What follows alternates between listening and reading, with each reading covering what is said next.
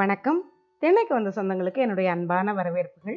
இன்னைக்கு திண்ணையில் நாம் அரிசி இல்லாமல் தயிர் சாதம் பண்ண போகிறோம். அதுவும் ரொம்ப ஹெல்த்தியான தயிர் சாதம் பண்ண போகிறோம். இந்த தயிர் சாதத்தை நீங்கள் அரிசியில் பண்ணலை அப்படிங்கிறத நீங்களே சொன்னாதான் தெரியும். அந்த அளவுக்கு இதோட சுவை அரிசியில் செஞ்ச மாதிரியே தான் இருக்கும். இந்த தயிர் சாதம் பண்ணுறதுக்கு நாம் எடுத்துருக்கிறது வரகு அரிசின்னு கூட சொல்லுவாங்க. இதை உடைச்ச அரிசி மாதிரி சின்ன சின்னதாகவே இருக்கும். இப்போ பார்த்தீங்கன்னா தெரியும் உங்களுக்கு. இப்போ வாங்க செய்முறைக்குள்ளே போகலாம். இந்த செய்முறைக்கு நான் எடுத்திருக்கிறது 1/2 கப் அளவுக்கு வரகு எடுத்திருக்கேன். இந்த அளவில் பண்ணும்போது 2லேருந்து 3 பேர் சாப்பிடலாம். இப்போ இந்த வரகை நல்லா கழுவிட்டு அதில் 1க்கு 3 பங்கு தண்ணி சேர்த்துக்கலாம். இப்போ நான் 1/2 கப் எடுத்துருக்கிறதால 3 1/2 கப் அளவுக்கு தண்ணீர் சேர்த்துக்கிறேன். வரகு ரொம்ப சுலபமாக வெந்துடும். அதனால் இதை நம்ம ஊற வைக்கலாம் வேண்டியதில்லை. நேரடியாகவே நாம் ப்ரெஷர் குக் பண்ண போகிறோம். இப்போ இந்த வரகு அரிசியை நான் 3 விசில் வச்சு வேக வைக்க போகிறேன். இப்போ நாம் வரகு அரிசி எப்படி வெந்திருக்குன்னு பார்க்கலாம். இப்போ பாருங்கள், நல்லா வெந்திருக்கு. இப்போ உங்களுக்கு பார்த்தீங்கன்னாலே தெரியும், நல்லா குழைவாக வெந்துருச்சு. இப்போ கரண்டியால் கொஞ்சம் மசிச்சு விட்டுட்டு இந்த வரகரிசி சாதத்தில் ஒரு 1/2 கப் அளவுக்கு பால் சேர்த்து நல்லா கலந்து ஒரு 10 நிமிஷம் நம்ம ஆற விட்டுற போகிறோம். ஆறின பிறகு தான் இந்த தயிர் சாதத்துக்கு நம்ம தயிர் சேர்க்கணும். இப்போ நல்லா குழைய கலந்து விட்டாச்சு. இப்போ நாம் கொஞ்சம் இடைவெளி விட்டு இதை மூடி வச்சிடலாம். நாம்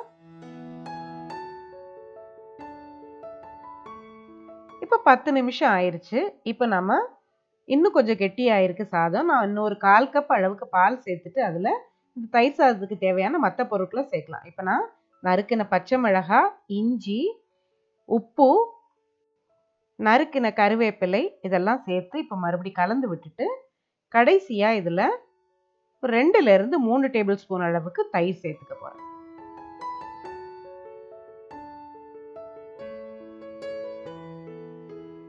இப்போ தயிர் சேர்த்தாச்சு. ஏற்கனவே நம்ம பால் சேர்த்துருக்கோம். இப்போ இந்த அளவு தயிர் சேர்த்தாதான் நமக்கு கொஞ்சம் லேட் ஆனால் கூட புளிப்பு கரெக்டாக இருக்கும். இப்போ அடுத்ததாக நாம் இந்த தயிர் சாதத்துக்கு தாளிச்சிடலாம். இப்போ நான் நல்லெண்ணெய் எடுத்திருக்கேன். எண்ணெய் சூடானது அதில் 1 டீஸ்பூன் அளவுக்கு உளுந்தம்பருப்பு சேர்த்துருக்கேன்.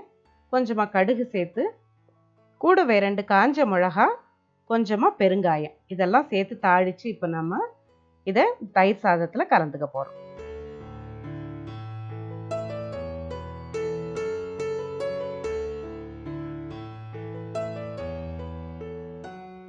தயிர் சாதம் கெட்டியாக இருந்துச்சுன்னா இன்னும் கூட கொஞ்சம் பால் சேர்த்துக்கலாம், இல்லை தண்ணீர் கூட நீங்கள் சேர்த்துக்கலாம்.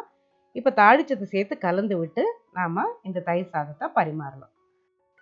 இந்த தயிர் சாதம் தவிர சாம்பார் சாதம், தக்காளி சாதம் இந்த மாதிரி வரகரிசியில் நிறைய விதவிதமாக சமைக்கலாம்.